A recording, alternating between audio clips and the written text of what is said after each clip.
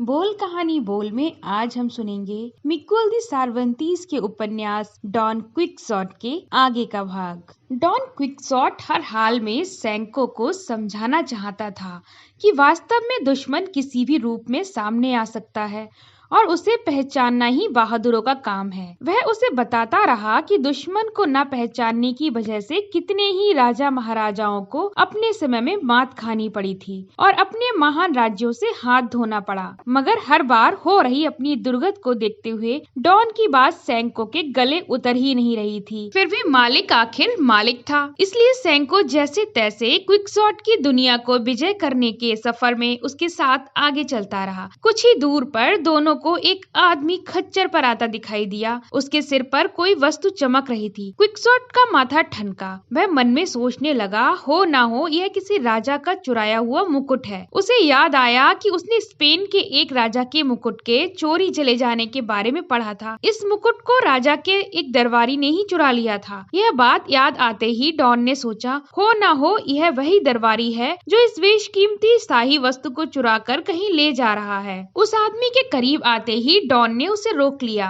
वह आदमी हल्की बारिश से बचने के लिए पीतल की थाली को सिर पर रखकर जा रहा था। यह थाली उसने बाजार से खरीदी थी। डॉन के रोकने पर वह रुक गया। अब क्विक्सॉट ने उससे कहा, धिक्कार है तुम पर, एक दरबारी होकर अपने ही राजा का यह मुकुट तुम लेकर भाग रहे हो। मुझे सब मालूम है तुम कौन हो। चुपचाप यह मुकुट मुझे लौटा दो, वरना तुम्हारी जान की खैर नहीं। सम्राट जैसे दिखने वाले इस अजीबोगरीब आदमी की धमकी से वह घबरा गया। थाली से ज्यादा उसे अपनी जान की फिक्र थी। वह थाली वहीं छोड़कर भाग गया। डॉन ने बड़े गर्व के साथ उस थाली को अपने सिर पर लगा लिया, मगर वह मुकुट तो था ही नहीं, इसलिए सिर पर कस नहीं रही थी। यह देखकर सैंको हंसने लगा। क्विक्सॉट ने उससे हंसी का कारण जानना चाहा। सैंको ने कहा, हुजूर, यह मुकुट कहीं से नहीं लगता, अलबत्ता थाली जरूर है। पीतल की होने की वजह से यह दूर से ज्यादा चमक रही थी। डॉन क्विक्सॉट को एक बार फिर सैंको की बात नासमझी की लगी। उसने उसे समझाया, तुम्हें नहीं मालूम यह कितना महान मुकुट है जो किस्मत से हमारे हाथ लग गया है। मुझे लगता है कि इसके लगे हीरे जवाहरात को बेच दिया गया है, मगर हम किसी सुनार से इसको असली रूप में दिलवा देंगे। सैंको को मालिक की बात में दम नजर आया,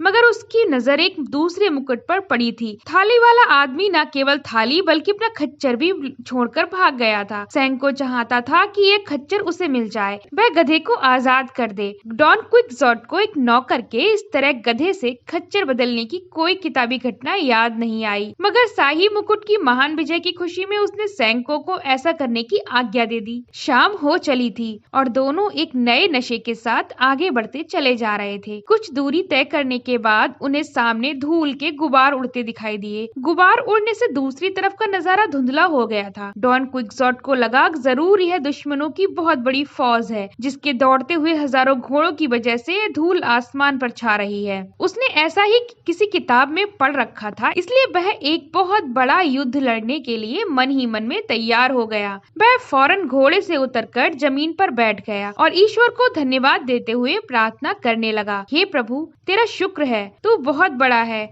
और आज मेरी इच्छा के अनुसार तूने मुझे आखिर इतना बड़ा युद्ध लड़ने का अवसर दे ही दिया, ताकि मैं महान योद्धा कहला सकूं, अपनी बहादुरी और ताकत दिखा सकूं। धन्य हो प्रभु, तुम धन्य हो। अपने मालिक को अचानक इस तरह का व्यवहार करते देखकर सैंको को कुछ शंका हुई। उसे जवाब में मिल गया। क्विक्सॉट बोला, वह देखो, सामने एक बहुत बड़ी फौज आ रही है, तुम युद्ध के लिए तैयार हो जाओ।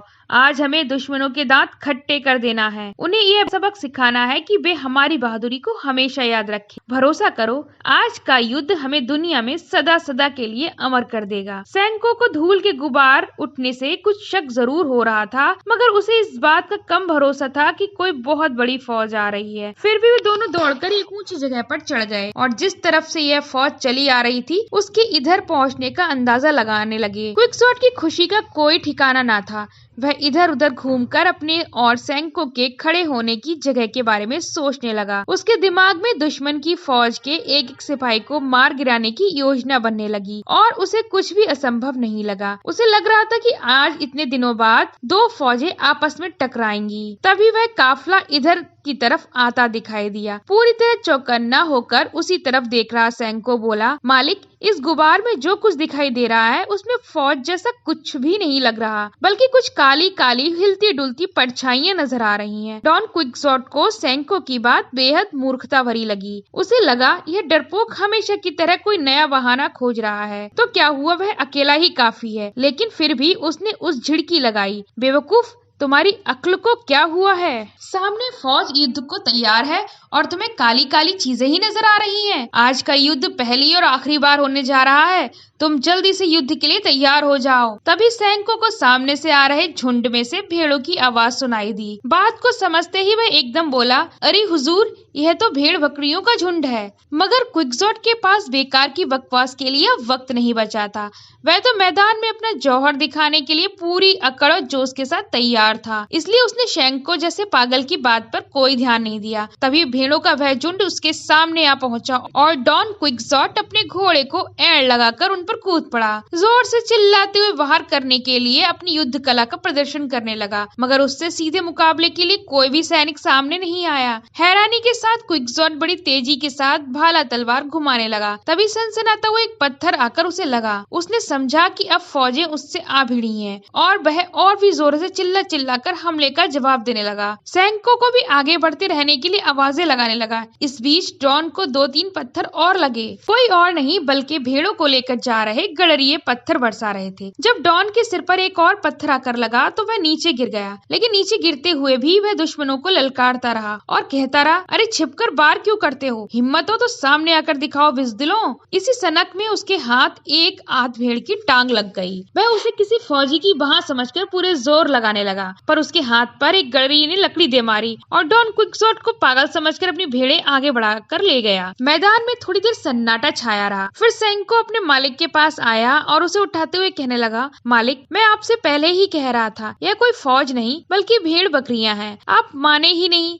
और बिना वजह ही हुजूर गडरिये तो हमें पागल समझकर ही पत्थर मार रहे थे। डॉन एकदम से उठ बैठा और सैनिकों से कहने लगा, तुम इस चीज को कभी नहीं समझ पाओगे। अरे बेवकूफ, ये सारे दुश्मन ही थे जिन्हें किसी जादूगर ने हमारे ऊपर हमला करने और हमें जान से मार देने के लिए भेड़े बनाकर भेजा था। वह तो अच्छा हुआ कि मैं समझ गया और मैंने पलटवार कर उन्हें भगा दिया, वरना हम तो घिर ही चुके थे। सैनिको एक बार फिर निरुत्तर था। ऐसी बातें उसकी समझ से परे थीं। दोनों एक बार फिर घोड़े और खच्चर पर लद गए। बहादुरी की बातें करते हुए आगे बढ़ने लगे, मगर थोड़ी ही दूर पर एक बार फिर डॉन क्विकसॉट को अपनी बहादुरी दिखाने का नया मौका नजर आने लगा। उसे सामने एक गाड़ी आती दिखाई दी। गाड़ी के साथ कुछ सैनिक चल रहे थे। सम्राट डॉन क्विकसॉट को लगा, जरूर यह कोई राजा का रथ है जो अकेले ही उससे युद्ध करने आ रहा है। उसने पढ़ा भी था कि जब किसी राजा की सेना युद्ध में हार जाती है तो उस सेना का राजा अकेले ही युद्ध के मैदान में लड़ने आ जाता है। अगर उसे जीत मिलती है तो ठीक, वरना उसे अपने राजकाज से हाथ धोना पड़ता है। डॉन ने अपने मन की यह बात सैनिकों को बताई और कहा, हो सकता है आज के मुकाबले में मैं इस राजा को हरा दूं और मैं इसके राज्य का राजा बन जाऊं। सैनिको बोला, मालिक, मुझे तो यह कोई सरकारी गाड़ी लग रही है। मेरे ख्याल से इन लोगों से लड़ाई करना ठीक नहीं होगा। मगर डॉन क्विकसॉट को सैनिकों की डरपोक बातों पर नहीं, अपनी बहादुरी पर विश्वास था, इसलिए सरकारी गाड़ी के सामने आते ही उसे रोक लिया। उसने गाड़ी ले जा रहे आदमी से पूछा, इस गाड़ी के अंदर कौन बैठा है, उसे बाहर निकालो, मैं उससे लड़ना चाहता हूँ। गाड़ीवान कहने लगा, अंदर एक पिंजरा है जिसमें शेर बैठा है। हमारे सम्राट ने यह शेर राजा को उपहार में दिया है। हम इसे भेंट करने जा रहे हैं। आप हमारा रास्ता छोड़ दीजिए। क्विकसॉट को लगा कि इस शेर के दर्शन कर लेने चाहिए। उसने गाड़ी वाले आदमी से कहा, यह शेर देखने में कैसा है, क्या मोटा ताजा है? गाड़ी वाले ने बताया, अरे साहब, यह तो अफ्रीका का शेर है, बड़ा ही खूंखार और तगड़ा है, अभी भूखा भी है। चलिए चलिए, आप जरा सामने से हटिए, हमें निकल जाने दीजिए। नहीं, डॉन क्विकसॉट बोला, शेर को बाहर निकालो। मैं शेर को बताना चाहता हूँ कि मैं कौन हूँ। इस सनक पर वह आदमी सकपका गया। उसके साथ ही भी क्विकसॉट की हट पर सोच में डूब गए। इधर डॉन ने कहा, देखो, शेर को जल्दी से बाहर निकालो वरना ठीक नहीं होगा। मैं इस शेर से लड़ना चाहता हूँ। यह बात सुनकर शेर को साथ ले जाने वाले सभी पहरेदार और गाड़ी वाले डॉन का मुंह ताकने लगे। तब तक डॉन पिंजरे के बिल्कुल नजदीक कर अपनी जिद दोहराने लगा। इस बात पर बहुत देर तक बहस होती रही। वे लोग डॉन क्विकसॉट को समझाते रहे, मगर वह नहीं माना। आखिर उनमें से एक पिंजरा खोलने के लिए राजी हो गया। उसकी इस बात पर बाकी सारे लोग पीछे हट गए। इधर सैनिको भी अपने मालिक के आगे बहुत गिड़गिड़ाया, मगर बहादुर सम्राट ने एक नहीं सुनी। आखिर पिंजरा थोड़ा थोड़ा सा खोला गया, मगर यह क्या, शेर जरा भी हिला डुला नहीं। वह आराम से आंखें मीचे सोया रहा। डॉन को शेर की यह बात बड़ी अजीब लगी। तभी गाड़ीवान बोला, यह शेर अभी जागा नहीं है और इसे परेशान करना ठीक नहीं। मैं आपसे अभी भी कहता हूँ कि इसे बाहर निकालने की जिद ना करें, वरना यह हम सबको फाड़ खाएगा। तो फिर ठीक है, डॉन क्विक्सॉट ने उस आदमी से कहा, मुझे लिख कर दो कि मैंने तुम्हारे इस खूंखार शेर को लड़ाई में हरा दिया। मैं उससे लड़ना चाहता था, मगर अफ्रीका का यह शेर मेरे सामने उठने तक की हिम्मत नहीं कर सका। बोलो, लिख कर देते हो कि नहीं? शेर ले जा रहे लोगों ने अपनी भलाई इसी में समझी कि एक पागल की बात मान ली जाए। उन्होंने यह बात एक कागज पर लिख कर दे दी और अपना रास्ता पकड़ लिया। उनके जाने से पहले डॉन ने डींग हाँकी, जाओ अपने राजा को बता देना कि मैंने यानी डॉन क्विक्सॉट ने इस शेर को लड़ाई में हराया है और आज से मैं शेरों का सम्राट बन गया हूँ। उन लोगों के चले जाने के बाद सैनिकों ने घबरा कर कहा, हुजूर, यह तो अच्छा हुआ कि वह शेर बाहर नहीं आया, वरना आज लेने के देने पड़ जाते। गाड़ी वाले भी बेचारे शरीफ थे।